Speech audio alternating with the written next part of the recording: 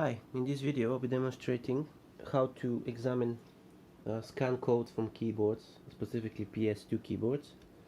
This is my setup. I have a 5V power supply which is connected to this board. So this box gives that power supply to the keyboard and then also takes the signals from the connector and breaks them out so that we can connect and see the signals. I'm using an oscilloscope to look at two of these signals. One of the signals is the clock and the other one is the data. So channel 1, the yellow line will be the clock and the blue line will be the data for the scan code. So when you press a key on a keyboard, you will see two signals which are related to the button that I'm pressing. So when I press a button and I release it, there will be two separate signals. So when I press it, it's the make, so this is the make signal, and when I release it, the break signal is shown. So let's try and capture a break signal for the key L. So let me just press L so I can capture the break.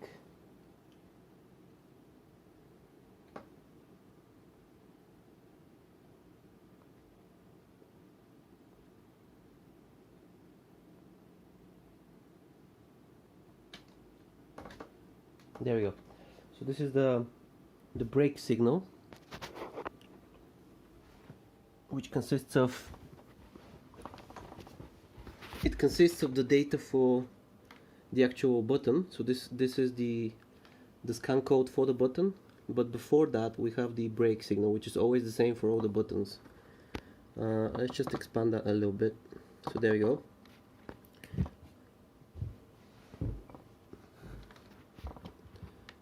So this is what it will look like when you have the break code for a signal, for a button. We have 2, 4, 6, 8, 10, 11 clocks, and at each falling edge of that clock we have the data being transmitted. So you'll see here that we have, let's use the cursors for this.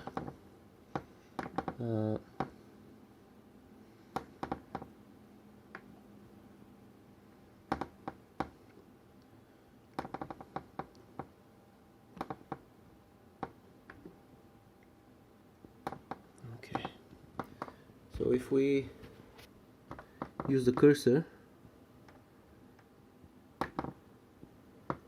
and position it at every falling edge, we can see what the actual data is at that clock pulse. So we have a 0 here, which is going to be the start bit. Then we have bit 0, bit 1, bit 2, bit 3, bit 4, 5, 6 and 7, and this is pretty much the end of the data for the signal, while the two extra ones will be parity and the stop bit. And as for the other part of this break signal, it's just the same as the make. So the break will be this first signal that we have here, followed by the make for all the buttons. So let's just capture the make now. So I'll get rid of the cursors and let's just press L again. There it is. So this is the data for the letter L, the button on the keyboard.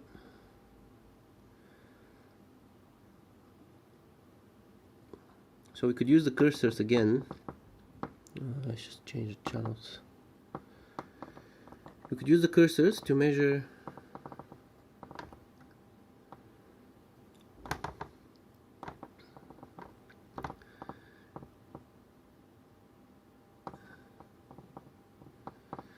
every clock pulse, the duration of the clock pulse, and that will give us the duration of each bit. And then we could use that to determine how fast the communication is.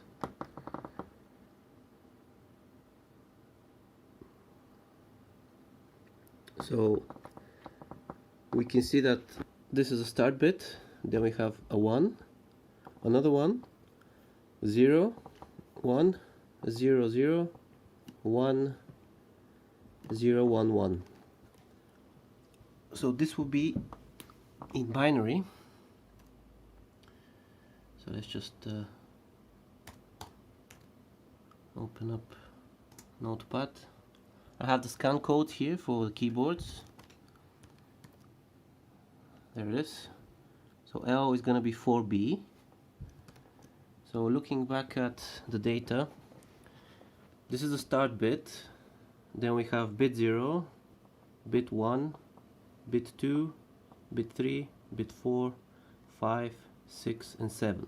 So as you know, the way serial communication works with this standard is going to be least significant bit first. So we have to flip the data in order to get the correct value. So what we have that now in order is going to be logic 1 first, followed by another 1, and then a 0, 1, 2 zeros, a 1, and a 0. And we're not going to concern ourselves with the start and stop bit, but just for completion, let's just say that the parity is 1 and the stop is 1, while the start is 0, and it's always the case.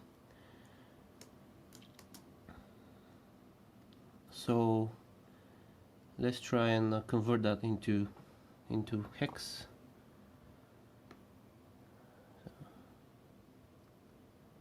So I'm just trying to. So this is what we have as data on the signal. So the least significant bit is the first one. It's gonna be this one. So this is the first bit that we received after the stop bit. So we need to convert. We need to mirror it. So we need to write it in the opposite order, because this is how binary is written. So we need to do 0, 1, 0, 0, which is going to be this number reversed, and then 1, 0, 1, 1. So we can see now that these binary numbers are in fact 4, and then this will be B. This will be B, because A is 1, 0, 1, 0, and B is gonna be 1, 0, 1, 1. So this is what we have in hex. This is base 16 representation of a number. I think this should be quite familiar. And then this is base 2 representation of the same number. So base 2 is binary, zeros and ones. And this is what we have. So this is 4B. Let's check our scan codes. So yeah, you see L is exactly 4B. So this is correct what we have observed. So let's try another one, just for repetition. So let's actually try and do get the break for L again, so that we can see if in fact it contains the same data. It's a bit difficult with one hand, so I'm gonna try it somehow. It's not gonna work, so let's try.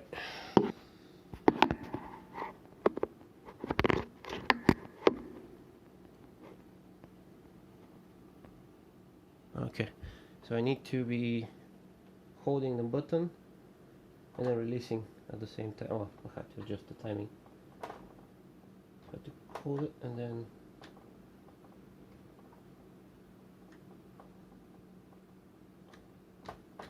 there you go. So we got the break now.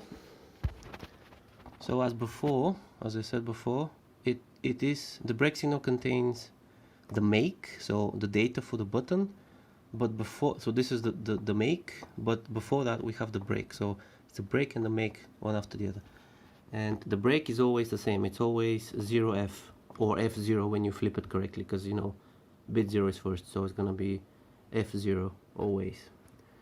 Wow, this is the L. So let's just see it again. So we have the 0 for the start, 2 1s, a 0, a 1, 2 zeros, and a 1 again, and then a 0. So yes, this is exactly the same signal for L as we saw before. Okay, so let's try another button. Let's do T. So this is T.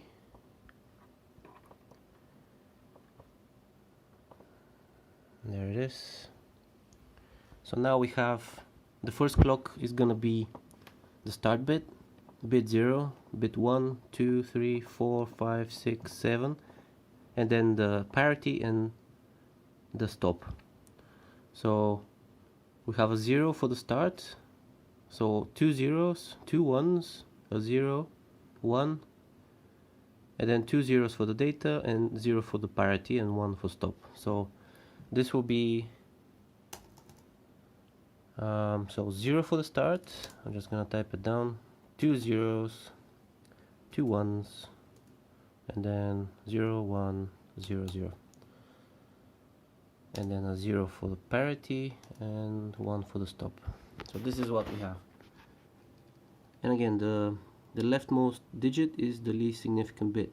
So let's write it in the correct order. So that's gonna be 0, 0, 1, 0, and then 1, 1, and 0, 0, which is 2C. This is 2C in hex. So let's see the scan codes. And there you see, for T we have 2C, so this is correct. Now you need to keep in mind that some buttons, like the special feature ones, like for example these ones, the insert, the function buttons, can have multiple codes. You see, this is just 1 byte, so you have 2 values, each 4 bits. So this is an 8-bit for each button, including the shift and the enter. But you see, out and control actually have 2 bytes. So their scan codes will be longer and contain more data. So let's try just to visualize one of those. Let's do the delete key. So let's do this one. So let's just adjust the timing and then see what we actually get. So you see, it's the make will be 2 signals and the break will be 3 signals. There you go. So let's just capture the make.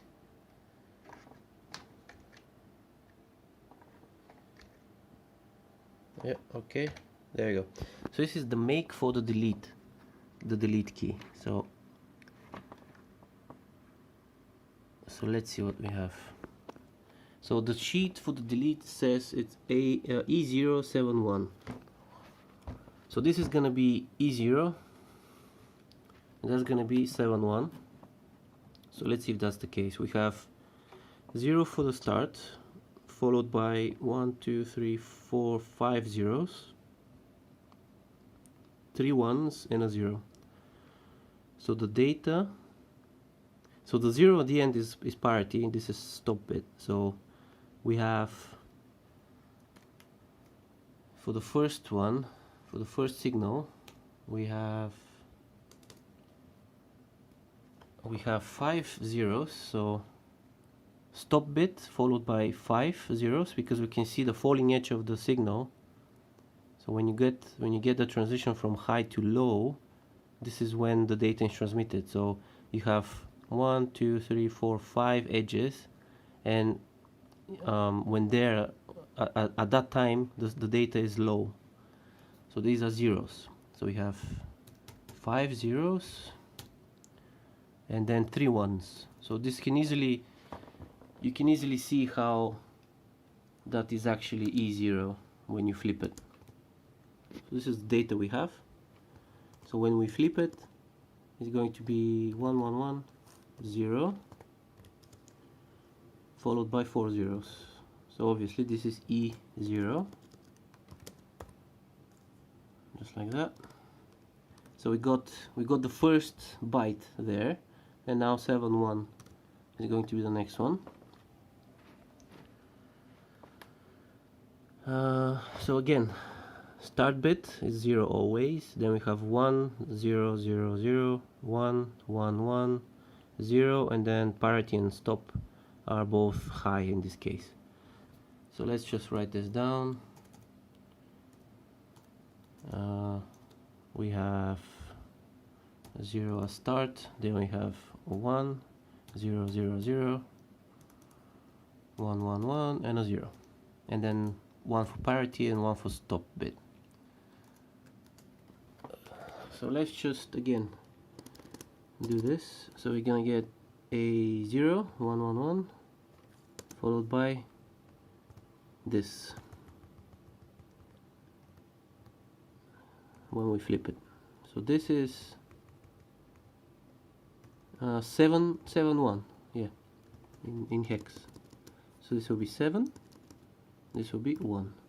So we can see we have the E0 and 7 1, which is exactly what the delete key should be for exactly what the signal should be for the make of the delete key.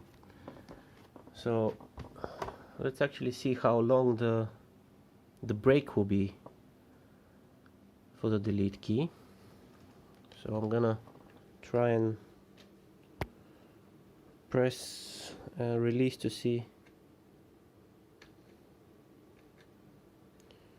Okay, I just adjust my triggers.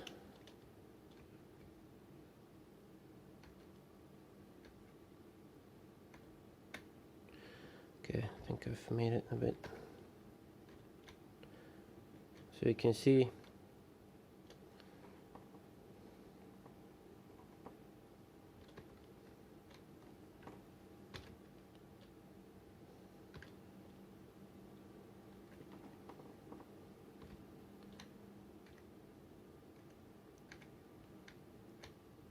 I'm gonna try and capture this break again.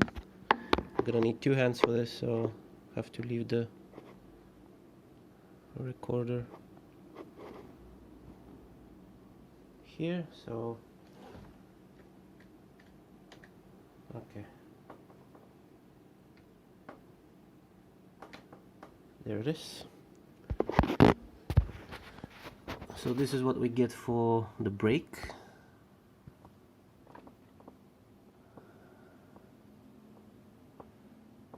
And you can see that it's slightly different than the other buttons. Unfortunately, I cannot zoom in more. Actually, I'll just leave it like this, and then I'll just change the waveform. So you see it's for all the other buttons that consists of 2 bytes. So for example, the Alt, Control, all of these office related buttons, the arrow keys, and some of the numeric pad buttons, they all start with the same code, which is E0. So that is very important to note. So they're all starting with E0, including these ones which have multiple. So pause break button and the print screen button have how many is that? That's 4 bytes each. Well, this is 4 bytes. This is a lot of bytes. So this is a very long one. So this is 4 bytes, and the rest are like either 1 or 2 bytes. And this one is like, we can just ignore that. That's too complicated. We cannot actually show you that on the screen here properly. So let's just get back to the point that these ones, they all start with E0, and you can see how the break for the delete key is. It's not gonna be like the other keys where you have F0 followed by the make. It's the E0, then it's F0, and then it's the make for the delete. So that's 71, that's F0, and that's E0, and that's the case for all of these buttons with the E0 byte in front of them. So I hope this was useful. Yeah, if you have any questions, just let us know. Thank you for watching.